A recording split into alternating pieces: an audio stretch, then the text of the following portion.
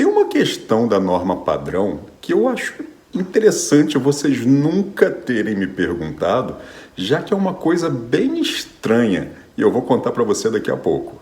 Doug. Isso é uma coisa que eu, quando era estudante, ficava encafifado com isso. Vocês ainda falam encafifado a propósito? Eu ficava encafifado com isso, porque não faz o menor sentido. E vocês não me perguntaram isso aqui, né, até agora. Mas eu vou adiantar, vou falar para poder resolver essa questão. Vocês já perceberam que o verbo manter, ele na terceira pessoa, tanto do singular como do plural, são acentuados. Só que na terceira pessoa do singular, ele é escrito com acento agudo e na terceira pessoa do plural é escrito com acento circunflexo, mas os dois fazem o mesmo som, que é mantém. Vocês já pararam para pensar nisso? Porque se é um acento agudo, ele não poderia fazer o mesmo som fechado que um circunflexo, ele deveria ser um som aberto.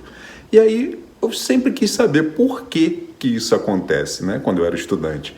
E vocês nunca me perguntaram isso, vocês estão confortáveis com essa história, né? Mas isso é muito interessante porque ele é uma convenção, na verdade.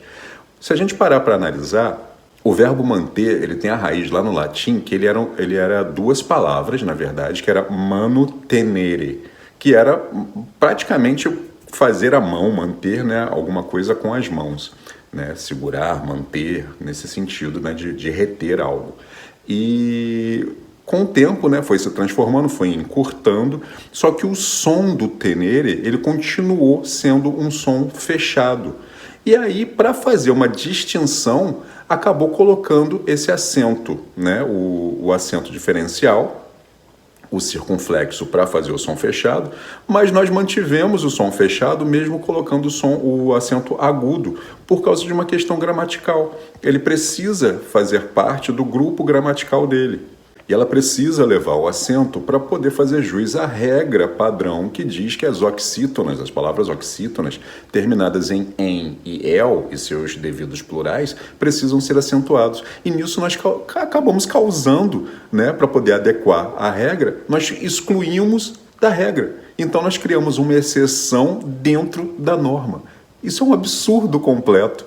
E eu acho realmente intrigante que vocês nunca tenham me perguntado sobre isso. Era uma coisa que me afligia muito quando eu era estudante, mas está aí. Nós temos o mantém, assim como nós temos também retém, né? Várias palavras com essa mesma terminação que levam esse acento agudo, mesmo fazendo o som fechado, que caberia a uma acentuação feita com o circunflexo.